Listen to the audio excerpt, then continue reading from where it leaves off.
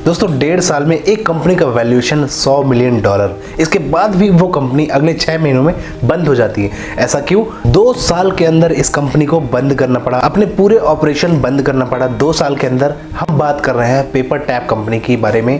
Paper tap शुरू हुआ, अच्छी खासी फंडिंग मिली, अच्छा खासा बिजनेस भी चला और कई सिटी में एक्सपैंड भी किया। इसके बाद ये बंद हो गया। तो क्यों बंद हुआ, फेलियर के बारे में डिस्कशन करेंगे हम। भाई पेपर टैप जिसकी शुरुआत हुई थी 2014 अप्रैल में और 2016 दिसंबर में इसको शट डाउन करना पड़ा, अपने पूरे ऑपरेशन बंद करने पड़े। पेपर टैप एक हाइपर लोकल डिलीवरी स्टार्टअप था जिसमें online fruits and vegetable, grocery deliveries, इसके बाद और भी चीज़ें डिलीवर करते थे जैसे कि डेली नीड्स की चीज़ें। तो भाई क्यों बंद हो गया, क्या प्रॉब्लम हुई? इसके फाउंडर की बात करें तो भाई मिलिंद शर्मा है और नवनीत सिंह, इन 2 लोगों ने मिलकर पेपर टैप की शुरुआत की थी। ये दोनों ही IIM पास आउट हैं और दोनों अच्छे फ्रेंड्स भी हैं। अब भाई देखो क्या हुआ। मिलिंद शर्मा एक दिन अचानक अपने वाइफ के साथ बैठे थे, कुछ डिस्कशन कर रहे थे, लेकिन भाई क्या हुआ, बीच में उनकी वाइफ ने बोला कि चलो ग्रोसरी लेके आते हैं, सब्जियां लेके आते हैं। और उसी टाइम पे उन्होंने बोला कि यार आज का टाइम है, संडे मिला है, क्यों हम बाहर जाएं, घर पे ही रहते हैं, यहीं पे छुट्टी का एंजॉय करते हैं, ऐसा उन्होंने बोल दिया उनको। वहीं पे एक आइडिया क्लिक होता है मिलिंद शर्मा जी को। मिलिंद शर्मा एक आइडिया लेके आते हैं, वहीं पे उनको एक क्लिक कर जाता कि यार क्यों ना मैं एक ऐसा स्टार्टअप करूं कि लोग घर पे एंजॉय करें बैठ के और हम प्रोडक्ट की डिलीवरी घर पे कर दें। ग्रोसरीज, वेजिटेबल्स, डेली नीड्स के आइटम, फ्रूट्स एंड वेजिटेबल, जो भी चीज़ें हैं ये सब चीज़ें हम घर पे डिलीवर करें और लोग अपनी छुट्टी का एंजॉय भी कर पाएंगे। भाई 1.5 साल में कंपनी ने 17 सिटी में एक्सपैंड कर दिया। आप सोच लो, एकदम अलग ही लेवल पे 1.5 साल में 17 सिटी में इन्होंने अपने काम को, अपने ऑपरेशन को शुरू किया और धीरे धीरे करके इनको $55 मिलियन की फंडिंग भी मिली और बिजनेस भी अच्छा चल रहा था। टीम भी अच्छी खासी थी, बढ़िया टीम थी, बढ़िया बिजनेस था, प्रॉफिट भी अच्छा था। लेकिन कंपनी क्यों बंद करनी पड़ी, क्यों बंद हो गई? कुछ रीजंस होंगे, कुछ प्रॉब्लम्स होंगे, डिस्कशन करेंगे। आइए शुरू करते हैं। तो दोस्तों यहाँ पे हम समझेंगे फेलियर रीजन नंबर 1 के बारे में। पहला फेलियर क्या था? Product quality operation. पहला रीजन है प्रोडक्ट क्वालिटी ऑपरेशन। जब हम कोई भी स्टार्टअप करते हैं, कोई मैन्युफैक्चरिंग कंपनी खोलते हैं, कोई भी बिजनेस शुरू करते हैं, तो सबसे पहले हम अपने प्रोडक्ट को चेक करते हैं भाई कि हमारा प्रोडक्ट कैसा है, क्या हम इसको लॉन्च कर सकते हैं कि नहीं। जब हम प्रोडक्ट की क्वालिटी चेक करते हैं पूरी तरह से कि भाई हाँ ये प्रोडक्ट अब लॉन्च करने लायक है, तब हम उसको लॉन्च करते हैं। उसके बाद हम कस्टमर से लेते हैं फीडबैक कि भाई कस्टमर को वो प्रोडक्ट कैसा लग रहा है। अब ऐसा डायरेक्टली नहीं कि हमने प्रोडक्ट बनाया और कस्टमर को डिलीवर कर दिया, ऐसे में तो हो जाएगी दिक्कत। तो यहाँ पे इन्होंने क्या किया भाई, पेपर टैप ने क्या किया, अपना एक प्रोडक्ट बनाया, उस प्रोडक्ट को एक ही साल के अंदर 17 सिटी में एक्सपैंड कर दिया। काफ़ी ऑर्डर्स डिलीवर करने लगे एकदम से, लेकिन प्रोडक्ट की क्वालिटी और जो ऑपरेशन थे वो बहुत ही ख़राब थे, अच्छे नहीं थे। प्रोडक्ट की जो डिलीवरी करते थे वो भी क्वालिटी अच्छी नहीं थी। तो इन सब कारणों से इनके ऑर्डर्स फिर कम हुए और इनको लॉसेस बहुत ज़्यादा थे, क्योंकि ये ऑर्डर डिलीवर इतने सारे कर रहे थे जिनमें इनको प्रॉफिट नहीं हो रहा था। प्रोडक्ट क्वालिटी भी अच्छी नहीं थी। जब हम मार्केट में एक प्रोडक्ट को लॉन्च करते हैं ना, तो हम ये चेक करते हैं कि भाई ये प्रोडक्ट कैसा है।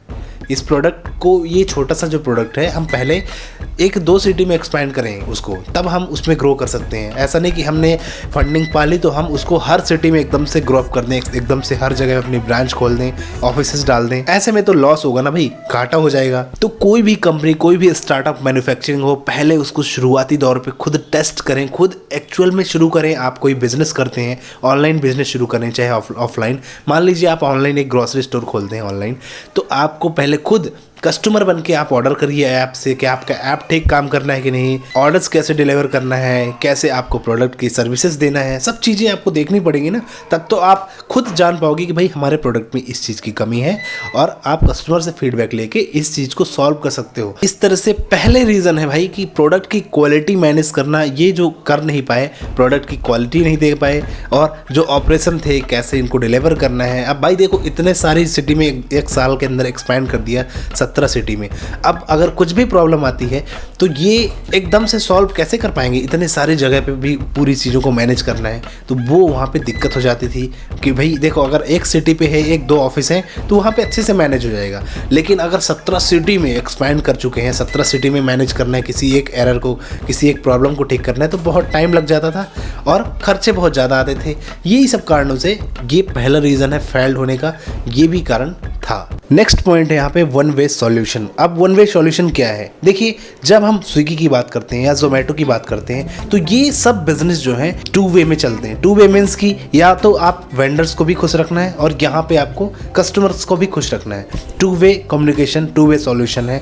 अब वेंडर्स और कस्टमर कौन होते हैं, कैसे ही काम करते हैं, तो स्विगी और जोमेटो और ये ओला है, हम इनके एग्जाम्पल ले लेते हैं। मान लीजिए ओला है, तो ओला में जो कस्टमर्स हैं, जो लोग राइड लेते हैं, वो भी ओला के कस्टमर्स कहलाएंगे और जो ड्राइवर्स हैं, जो कैब लेके घूमते हैं, वो भी ओला के कस्टमर्स कहलाएंगे। अब अगर ओला इन दोनों को खुश नहीं रखेगा तो यहाँ पे बिजनेस डप हो जाएगा, डाउन हो जाएगा। वहीं पे जोमेटो की बात करें तो अगर जोमेटो रेस्टोरेंट को खुश नहीं रखेगा तो वहाँ पे भी प्रॉब्लम हो जाएगी, रेस्टोरेंट हट जाएंगे, फिर डिलीवरी कहाँ से होगी? और या तो कस्टमर को खुश नहीं रखेगा तो भी प्रॉब्लम हो जाएगी। तो पेपर टैप में यही प्रॉब्लम थी कि इन्होंने यहाँ पे इस चीज़ को वेरीफाई नहीं किया। 2014 की बात है ये, जब पेपर टैप चल रहा था तो उन्होंने एक प्लेटफॉर्म तो बनाया, वेंडर्स तो बनाए, लेकिन उन वेंडर्स को उन्होंने पैनल दे दिया, एडमिन पैनल। अब वो वेंडर्स इतने हाई एजुकेटेड नहीं थे, इतनी ज़्यादा जानकारी उनको नहीं थी, तो वो कैसे प्रोडक्ट को लिस्ट करें उनके प्लेटफॉर्म पे, उनको आता ही नहीं था। तो सही से वो प्रोडक्ट लिस्टिंग नहीं कर पाते थे और ये खुद नहीं उनको सपोर्ट देते थे कि भाई आप ऐसे प्रोडक्ट की लिस्टिंग करें। बस उनको वेंडर बना के पैनल दे दिया, ऐसे में प्रॉब्लम्स तो क्रिएट होंगी। तो इस चक्कर में इन्होंने इस तरह से अपने वेंडर्स बनाए, वेंडर को सपोर्ट नहीं दिया, तो प्रोडक्ट की लिस्टिंग अच्छे से नहीं हो पाई। प्रोडक्ट की लिस्टिंग अड़बड़ गड़बड़ होती थी, मतलब कहीं कम प्राइस डाल दिया, कहीं ज़्यादा प्राइस उन्होंने डाल दिया। तो ये सब लॉसेस कंपनी को झेलने पड़ते थे, पेपर टैप को झेलने पड़ते थे। और ये प्रॉब्लम बहुत ज़्यादा बड़ी थी कि भाई देखो, जब कंपनी कोई रन आउट होती है ना, तो सब चीज़ें प्रॉपर तरीके से चलनी चाहिए, तभी एक प्रॉफिट निकल के आता है, एक प्रॉफिट मार्जिन निकल के आता है। सही से अकाउंटेंट होना चाहिए, सही से वर्किंग होनी चाहिए, हमारी बिक्री प्रॉपर तरीके से होनी चाहिए और जो भी ऑपरेशंस हैं उसमें ज़्यादा कॉस्ट नहीं आनी चाहिए। कम से कम खर्चों पे हमारा बिजनेस रन आउट हो, तब जाके हम प्रॉफिटेबल बनते हैं, तब जाके हम कंपनी को ग्रो आउट करते हैं। तो ये सब रीजंस, प्रॉब्लम्स थी। दूसरा रीज़न यही था जो कंपनी को बैठा दिया, एक दो साल में कंपनी को शटडाउन करना पड़ा, ये भी एक रीज़न है। नेक्स्ट पॉइंट यहाँ पे है कॉस्ट ऑफ कस्टमर एक्विजिशन। ये भी एक फेलियर का रीज़न है। जब ये कंपनी रन आउट कर रहे थे, मार्केटिंग कर रहे थे, तो मार्केटिंग में ये इतना खर्च कर रहे थे, एक कस्टमर को लाने में इनका जो है 110% खर्चा होता था, जबकि ये बहुत ज़्यादा था। तो ये भी एक रीज़न था फेल होने का। कस्टमर को एक्वायर करना, कस्टमर को अपने प्लेटफॉर्म पे लाना भाई एक बहुत बड़ी बात होती है, और एक लीड जनरेट करना बहुत बड़ी बात होती है, क्योंकि बिजनेस में अगर लीड मिल जाए ना तो भाई बिजनेस ग्रो कर जाता है। तो इनको जो बिजनेस में एक कस्टमर को लाते थे तो बहुत ज़्यादा खर्चा इनको करना पड़ता था, मार्केटिंग कॉस्ट बहुत ज़्यादा थी, जो ये सह नहीं पाए। धीरे धीरे करके इनको समझ में नहीं आया, सही से ये मैनेज नहीं कर पाए, ये एक रीज़न बन गया और इस कारण से कंपनी को डप होना पड़ा, बैठना पड़ा। और कंपनी, बाकी तो आपको पता है भाई कैसे इन्होंने रन आउट किया, क्योंकि भाई इतनी फंडिंग मिल जाए, कंपनी अच्छी खासी ग्रो करे, सब कुछ सही हो, फिर भी कंपनी को शट डाउन करना पड़े तो क्या प्रॉब्लम हुई होंगी, सब आप खुद समझ लो। दोस्तों नेक्स्ट जो पॉइंट है वो है एक्सपेंस। एक्सपेंस बहुत ज़्यादा थे इनकी कंपनी में। एक्सपेंस मीन्स की जैसे ये बहुत ज़्यादा डिस्काउंट देते थे अपने प्रोडक्ट्स में, अपनी कंपनी में सेल्स को बढ़ाने के लिए। भाई इतना डिस्काउंट दोगे तो कस्टमर की आदत ख़राब हो जाएगी ना, वो बार बार डिस्काउंट के चक्कर पे आपके पास आएगा, डिस्काउंट नहीं दोगे तो फिर ऑर्डर नहीं करेगा। तो ये एक रीज़न था। ऑर्डर गेट होते थे लेकिन डिस्काउंट बहुत ज़्यादा देते थे, इससे इनके खर्चे बहुत ज़्यादा थे, एक्सपेंस बहुत ज़्यादा लगता। नेक्स्ट है यहाँ पे delivery charge. Delivery charge zero थी, टोटल फ्री डिलीवरी देते थे। भाई 30-40 रुपये का कॉस्ट आता है डिलीवरी करने में प्रोडक्ट की, वो डिलीवरी चार्ज ये टोटल फ्री करके रखे थे। ये एक रीज़न था इनका। और डिलीवरी चार्ज अगर फ्री करके रखे हो तो भाई यहाँ पे आपके डिलीवरी के कॉस्ट भी आएगी, वहाँ से आप कैसे अर्न करोगे, तो आपको यहाँ पे ये प्रॉब्लम होगी। तो इस तरह से कस्टमर की अगर आपने शुरू से ही आदत बिगाड़ दी तो कस्टमर आपके पास आएगा सिर्फ डिस्काउंट्स के लिए, रेफर के लिए, और अगर कस्टमर को अच्छा फ़ायदा हो रहा है तब आएगा। तो ये कस्टमर की आदत शुरू से हमें नहीं बिगाड़नी चाहिए। तो ये सब कारण है एक्सपेंस बढ़ने के, खर्चों बढ़ने के, और यही कारण से इनको ज़्यादा एक्सपेंस लगते थे। नेक्स्ट पॉइंट है यहाँ पे रेफर एंड अर्न।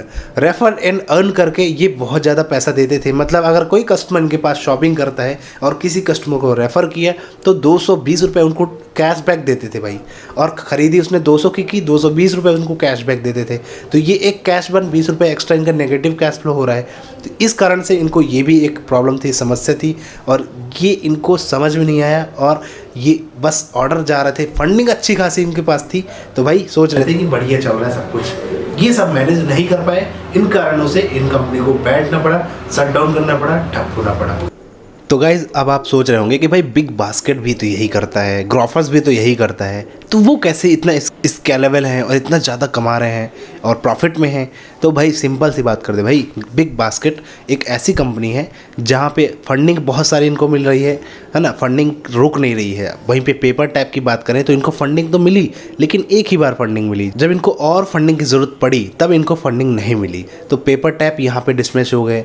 अब बिग बास्केट की बात करें तो बिग बास्केट भाई ऑल ओवर इंडिया में वैसे ही फैल चुका है। जब इन्होंने शुरुआत की थी, धीरे धीरे इन्होंने एक्सपैंड किया, और जब कोविड का टाइम आया तो इनको डिलीवरी बहुत ज़्यादा बढ़ गई है ना। तो कोविड तो अभी आया है 2019-20 में, लेकिन भाई ये 2014 और 16 की बात है। तो 2014-16 में इनको फंडिंग नहीं मिले और बहुत सारी ऐसी कंपनियां थी जो डूब रही थी, धीरे धीरे करके लॉस में जा रही थी। तो कई ऐसे इन्वेस्टर हैं, उन्होंने पैसे ही नहीं दिए, फंडिंग ही नहीं दी। यहाँ पे पेपर टैप को काफ़ी नुकसान हुआ और यहाँ पे घाटा हुआ है ना, फंडिंग नहीं मिली और स्टार्टअप को ग्रो करने के लिए, बढ़ाने के लिए ये भी एक कारण है।